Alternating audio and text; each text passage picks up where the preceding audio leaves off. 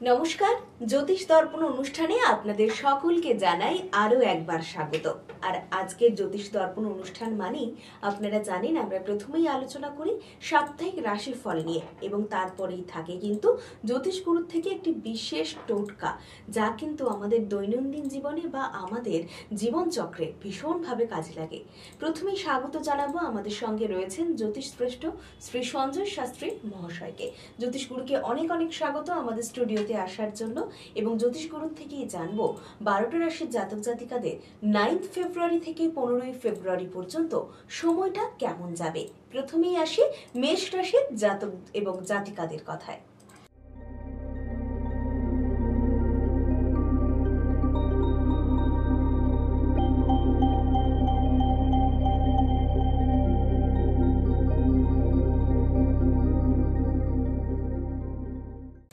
নমস্কার। এ সপ্তাহে রাশিচক্রে আমরা মেষ রাশি নিয়ে আলোচনা করব। তো মেষ রাশির জাতক জাতিকা সময়টা খুবই ভালো, কিন্তু মেষ রাশির জাতক এবং জাতিকা উভয়ের ক্ষেত্রেই বলবো নিজেকে কিছুটা সংযত করতে, অর্থাৎ কারোর বিরুদ্ধে কোনো কিছু যদি কোনো প্ররোচনামূলক ব্যাপার এসে থাকে সেটাকেও যেমন নিজেকে সংযত করে ব্যাপারটাকে খুব সুন্দরভাবে মেনটেন করতে হবে, অর্থাৎ অপরকে হিংসা না করা, অর্থাৎ একটু অহিংস ভাব নিজের মধ্যে রাখা। হিংসা হয়তো অনেক সময় প্রয়োজন হয়, কিন্তু কিছু ক্ষেত্রে যদি সাংসারিক ক্ষেত্র হয় বা অন্য কোনো ক্ষেত্রে সেখানে হিংসাকে একটু ত্যাগ করতে হয়। এবং পারস্পরিক যে আলোচনা আমরা যেটা বলে থাকি, সেই আলোচনার মাধ্যমে যদি তিনি আসেন তাহলে দেখবেন আপনার আগামী দিনে যে সুখটা সেটা আপনি পাবেন। এছাড়াও আমরা অর্থনৈতিক দিকটা একটা আমাদের বড় ব্যাপার। অর্থনীতিতে আপনাদের কিন্তু বেশ ভালো যাবে, আর্থিক দিকে উন্নতি আসবে। যারা নতুন কোনো কাজের সন্ধান করছেন তাদের কাজের সন্ধান কিন্তু আসবে। বেশ, সুতরাং মেষ রাশির জাতক জাতিকারা যারা মনে হচ্ছে যে আপনার দ্বারা কারোর কোনো ক্ষতি হতে পারে, সেখানে কিন্তু নিজেকে অতি অবশ্যই সংযত রাখবেন। কারোর ক্ষতির কারণ আপনি যেন না হয়ে দাঁড়ান। এরপরেই আসে আমাদের রাশিচক্রের পরবর্তী রাশি, অর্থাৎ বৃষ রাশির কথায়।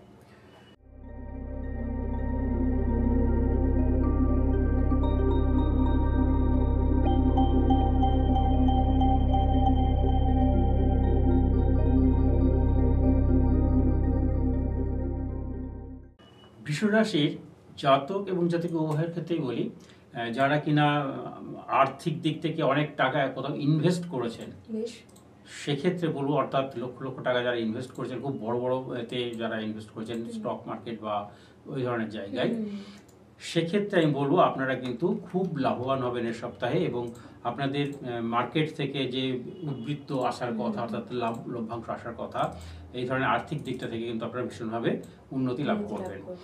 স্টুডেন্টদের ক্ষেত্রে বলি, যারা বিদেশে যাওয়ার জন্য চিন্তা ভাবনা করছেন যে কিভাবে পয়সা করে জোগাড় হবে না হবে, একটা কথা আমি বলি, আপনার পয়সা কোথা থেকে জোগাড় হবে আপনি নিজেও জানেন না, কিন্তু ওপরওয়ালা আপনার জন্য কিন্তু সেই ব্যবস্থাটা করে রাখবে একদম।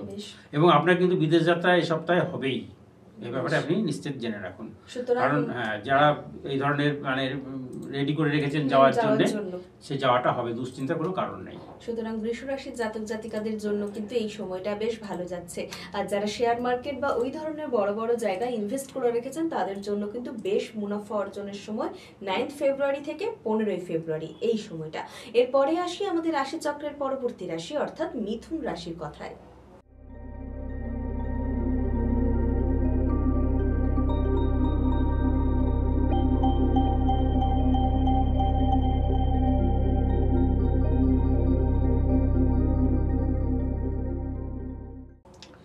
এ সপ্তাহে মিথুন রাশির জাতক এবং জাতিকা উভয়ের বলবো, আপনারা যে সিদ্ধান্তগুলো নিচ্ছেন ওই সিদ্ধান্তগুলো খুব কঠিনভাবে নিন, যেন কোনো রকম দোনোমনো ভাব না থাকে। ফলে আপনার কিন্তু পাওয়া জিনিস হয়তো হাতের কাজ ছাড়া হয়ে যেতে পারে, হাতের কাছে এসেও হয়তো ফসকিয়ে যেতে পারে। তাই আপনি বলছি আপনার যে সিদ্ধান্ত সেটাকে সঠিকভাবে নিয়ে নিন, কারণ আপনার এই সপ্তাহে যে অবস্থানগুলো আছে, আপনার ক্ষেত্রে চন্দ্র মঙ্গল অবস্থান করছে। আপনি জমি জমা সংক্রান্ত যে ব্যাপার যদি থাকে, জমি কিনে ঘর করার জন্য যদি কোনো মন মানসিকতা থেকে থাকে, তাহলেও কিন্তু আপনার পক্ষে এটা খুব শুভ অবস্থান, এবং আপনি কিন্তু এবারে ঘর বাড়ি তৈরি করতে সক্ষম হবেন। বেশ, সুতরাং মিথুন রাশির জাতক জাতিকাদের জন্য কিন্তু এই সপ্তাহটা বেশ ভালোই দেখাচ্ছে, কারণ বাড়িঘর যদি কারো তৈরি করার মন মানসিকতা তৈরি হয়ে থাকে তাদের জন্য কিন্তু সময়টা বেশ শুভ। এরপরে আমরা আসি রাশিচক্রের পরবর্তী রাশি অর্থাৎ কর্কট রাশির কথায়।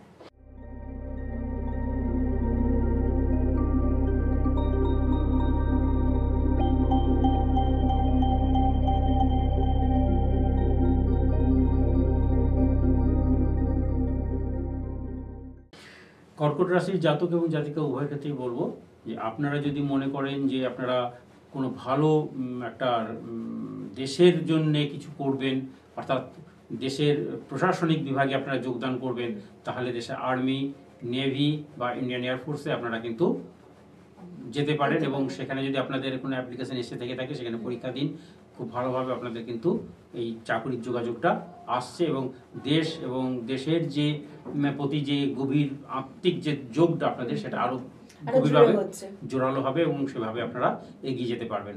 আর্থিক দিক তো খুবই শুভ। এছাড়াও যারা পড়াশোনার ক্ষেত্রে রয়েছেন, অর্থাৎ টেকনিক্যাল লাইনে যারা রয়েছেন শিক্ষার, অর্থাৎ প্রযুক্তিবিদ্যা যেটাকে বলে থাকি আমরা, সেই প্রযুক্তিবিদ্যার জাতক জাতিকারা কিন্তু খুব ভালো ফল পাবে। সুতরাং কর্কট রাশির জাতক জাতিকাদের জন্য কিন্তু 9 ফেব্রুয়ারি থেকে 15 ফেব্রুয়ারি পর্যন্ত সময়টা বেশ ভালোই যাচ্ছে। যারা চাইছেন, যে সমস্ত দর্শক বন্ধুরা চাইছেন যে সরাসরি জ্যোতিষগুরুর পরামর্শ নেবেন, তাদেরকে বলে রাখি জ্যোতিষগুরু কিন্তু নিজ বাসভবনে প্রত্যেক দিনই চেম্বার করছেন, পায়রাচালি তমলুক, পূর্ব মেদিনীপুর, এবং সেই সঙ্গে জ্যোতিষগুরুর নাম্বার আপনারা তো স্ক্রলে যাচ্ছে দেখতেই পাচ্ছেন, এবং তার সঙ্গে আরো একবার আমরা জানিয়ে দিচ্ছি 9932232291 9932232291 এই নম্বরে ফোন করে কিন্তু আপনারা সরাসরি জ্যোতিষগুরুর পরামর্শ নিতেই পারেন। এরপরে আমরা আসি আমাদের রাশি চক্রের পরবর্তী রাশি অর্থাৎ সিংহ রাশির কথায়।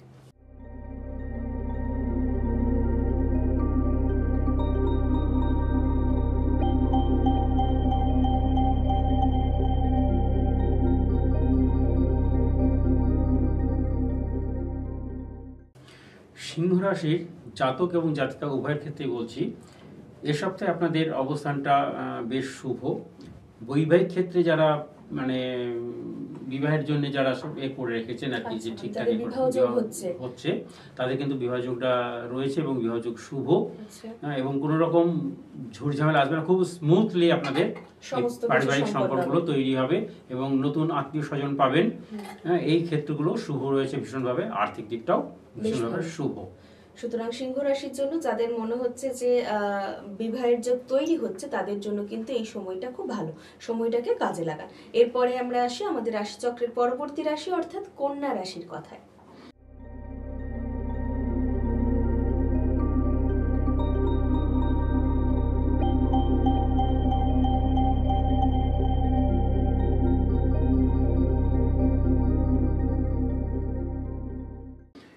কন্যা রাশির জাতক এবং জাতিকা আপনাদের ক্ষেত্রে বলছি, আপনারা আর্থিক দিক থেকে হয়তো কিছুটা খরচার দিকে এগিয়ে যেতে পারেন আর কি। ফলে আপনারা একটু হাত টেনে চললে বোধহয় ভালো হয়, কারণ ফিনান্সিয়াল ব্যাপারটা আপনাদের কাছে কিন্তু বেশ মজাদার। আপনারা যে টাকাটা রোজগার করছেন সে টাকাটা কিন্তু ঠিক যথেষ্ট পরিমাণে নিজের কাছে রাখতে পারছেন না, আপনাদের খরচটা মানে অর্থাৎ যত্রয় তত্র ব্যয় হয়ে যাচ্ছে। আপনারা একটু সতর্ক হন, অর্থাৎ আর্থিক দিকটার ব্যাপারে আপনারা একটু খেয়াল রাখুন, যেখানে অহেতুক যাতে কোনো খরচা না হয় কন্যা রাশির জন্য। হ্যাঁ, ফলে আপনাদের এই টাকাটা থাকবে এবং ভবিষ্যতের জন্য আপনি তখন এটা কাজে লাগাতে পারবেন। আর দ্বিতীয় কথা বলছি, শিক্ষাক্ষেত্রেও একই রকম অবস্থা আছে, কিছুটা পড়াশোনায় একটু মনোযোগী হওয়া দরকার আছে। শিক্ষাক্ষেত্রে হতাশা বা এই ধরনের কিছু যদি এসে থাকে তাহলে সেটাকে কাটিয়ে ওঠার চেষ্টা করুন, দরকারে কোনো ভালো জ্যোতিষীর পরামর্শ নিতে পারেন। বেশ, সুতরাং কন্যা রাশির জাতক জাতিকাদের জন্য কিন্তু এই 9 ফেব্রুয়ারি থেকে 15 ফেব্রুয়ারি পর্যন্ত সময়টা দেখাচ্ছে একটু খরচ কম করবেন, যাতে ভবিষ্যতে এই সঞ্চয়টা ভবিষ্যতে কাজে লাগাতে পারেন। এরপরেই আমরা আসি আমাদের রাশিচক্রের পরবর্তী রাশি অর্থাৎ তুলা রাশির কথায়।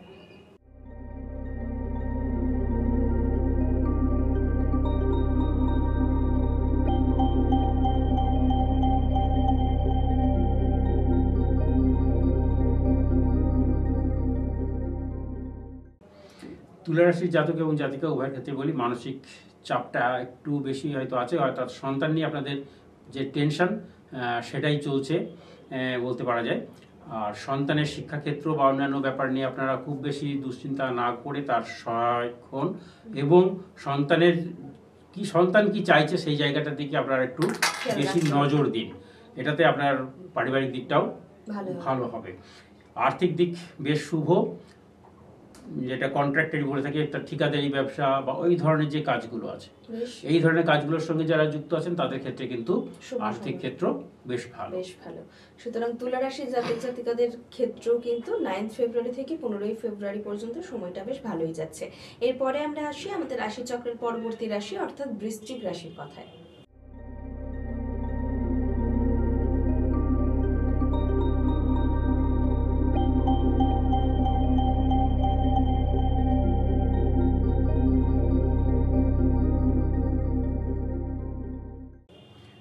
বৃশ্চিক রাশির জাতক এবং জাতিকা উভয়ের ক্ষেত্রে বলছি, যারা প্রযুক্তিবিদ্যা বা চিকিৎসাবিদ্যা নিয়ে যারা পড়াশোনা করছেন তাদের ক্ষেত্রে কিন্তু শুভ। এবং শুধু তাই নয়, যদি চিকিৎসাবিদ্যায় আরও উচ্চস্তরের কোনো পড়াশোনার জন্য যারা বিদেশ যাত্রা করতে চাইছেন, অর্থাৎ চিকিৎসা বিজ্ঞানে অনেক বড় ডিগ্রি লাভের জন্য বলুন বা গবেষণা করার কাজের জন্য বলুন, দুটো ক্ষেত্রে কিন্তু আপনাদের সাফল্য আসবে এবং শিক্ষাক্ষেত্রের আরও ভালো জায়গা আসবে। এছাড়াও যারা সাধারণভাবে ছোটোখাটো কাজ করছেন তাদের ক্ষেত্রেও কিন্তু খুব শুভ অবস্থান এবং পয়সা কড়ি ভালো আসবে। বেশ, সুতরাং বৃশ্চিক রাশির জাতক জাতিকাদের জন্য কিন্তু সময়টা ভালোই যাচ্ছে।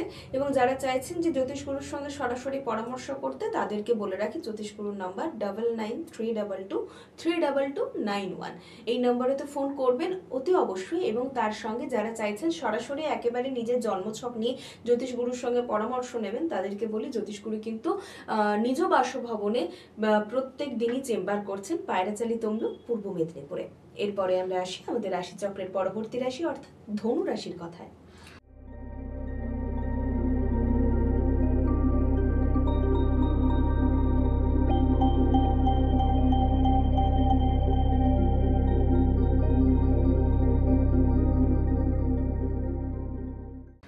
ধনু রাশির জাতক এবং জাতিকা উভয়ের ক্ষেত্রে বলবো, যারা বিভিন্ন ক্ষেত্রে আপনারা যারা এনজিও টাইপের যারা কাজ করছেন, হ্যাঁ, বা কোনো সাংবাদিকতার সঙ্গে যারা যুক্ত আছেন, বা এই ধরনের কোনো পেশাগত দিকে, অর্থাৎ ধরুন আইনজীবী বা কোনো অ্যাকাউন্ট্যান্ট, এই ধরনের কাজের সঙ্গে যারা বেসরকারিভাবে পেশাদারি কাজ করছেন, তাদের ক্ষেত্রটা কিন্তু এই সপ্তাহে খুব ভালো যাবে এবং আর্থিক দিক ভীষণভাবে ভালো।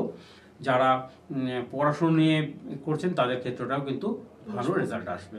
বেশ, সুতরাং ধনুরাশি জাতক জাতিকাদের জন্য কিন্তু 9 ফেব্রুয়ারি থেকে 15 ফেব্রুয়ারি পর্যন্ত সময়টা ভালো যাচ্ছে। এরপরে আমরা আসি আমাদের রাশি চক্রের পরবর্তী রাশি অর্থাৎ মকর রাশির কথায়।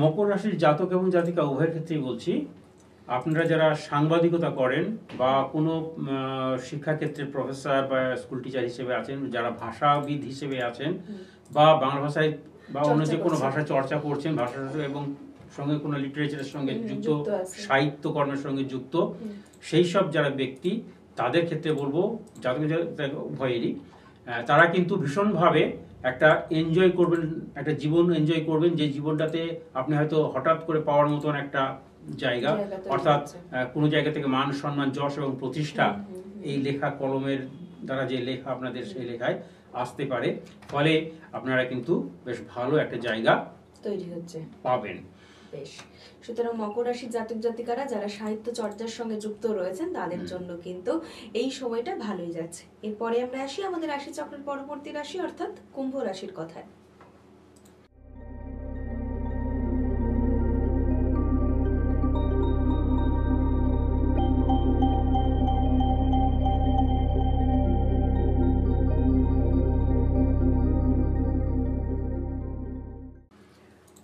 কুম্ভ রাশি আমাদের পরবর্তী রাশি। কুম্ভ রাশি জাতক এবং জাতিকা উভয়ের ক্ষেত্রেই বলছি, যাদের বিবাহের যোগ চলছে, অর্থাৎ দেখাশোনা করে যাদের বিবাহের ব্যাপারটা চলছে, তাদের কিন্তু একটু বাধা বাধা ভাব আসবে এবং যাদের প্রেমজ বিবাহ জন্য যারা প্রস্তুতি নিচ্ছেন তাদের ক্ষেত্রেও কিন্তু সামান্য বাধা বিপত্তি আসবে। হয়তো মেয়ের বাড়ি থেকে হয়তো কোনো বাধা বিপত্তি হতে পারে, বা ছেলের বাড়ি থেকেও বা একটা অমতের ব্যাপার থাকতে পারে। তো এই সমস্ত ব্যাপারে হতাশ না হয়ে খুব ধীর পদক্ষেপে আপনারা এগিয়ে যান, আপনাদের কাজটা শুভ হবে। আর দ্বিতীয় বলি যে আপনারা যে আর্থিক ব্যাপারটা একটা বড় ব্যাপার। আর্থিক ক্ষেত্রে কিন্তু আপনাদের যে কোনো বেসরকারি ক্ষেত্রে আপনাদের কাজের সংস্থান হতে পারে, ফলে আপনাদের আর্থিক ক্ষেত্র এই কর্মসংস্থানের ফলে ভালো শুরু হচ্ছে। সুতরাং কুম্ভ রাশির জাতক জাতিকাদের জন্য কিন্তু সময়টা ভালো যাচ্ছে। এরপরে আমরা আসি আমাদের রাশিচক্রের একেবারেই সর্বশেষ রাশি অর্থাৎ মীন রাশির কথায়। কেমন যাবে মীন রাশির এই সপ্তাহ?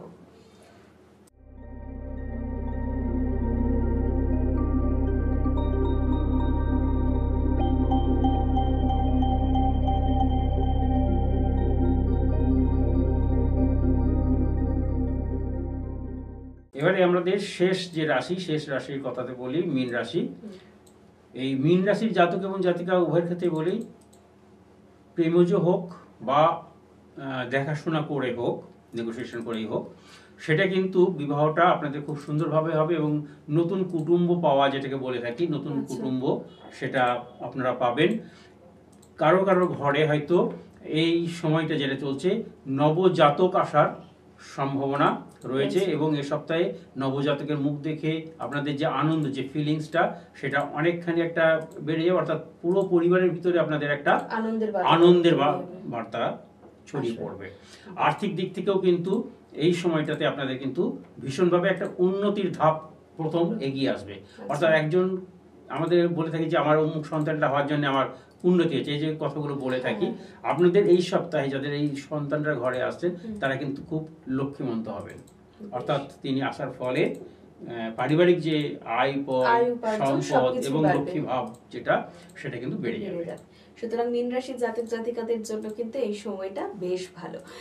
এই তো জানলাম আমরা সাপ্তাহিক রাশিফল নিয়ে, কিন্তু এরপরে সেই মুহূর্তক্ষণ যেখানে আমরা জানবো যে যাদের পক্ষে স্টোন কেনার, দামি দামি গ্রহ রত্ন কেনা সম্ভব হয় না, তারা কিভাবে ভালো থাকতে পারে, কোন গাছের শিকড় বা কোন গাছের মূল পরিধান করলে সেই জাতক বা জাতিকা ভালো থাকবেন, সেই বিষয় নিয়ে কিন্তু আমাদের বিশেষ টোটকা দেবেন ডক্টর সঞ্জয় শাস্ত্রী মহাশয়।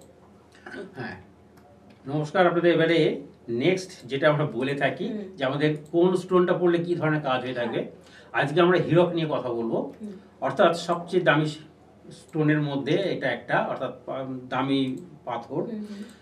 এটা বিভিন্নভাবে আমরা খনিজ পদার্থ এ থেকে বের করে আনি।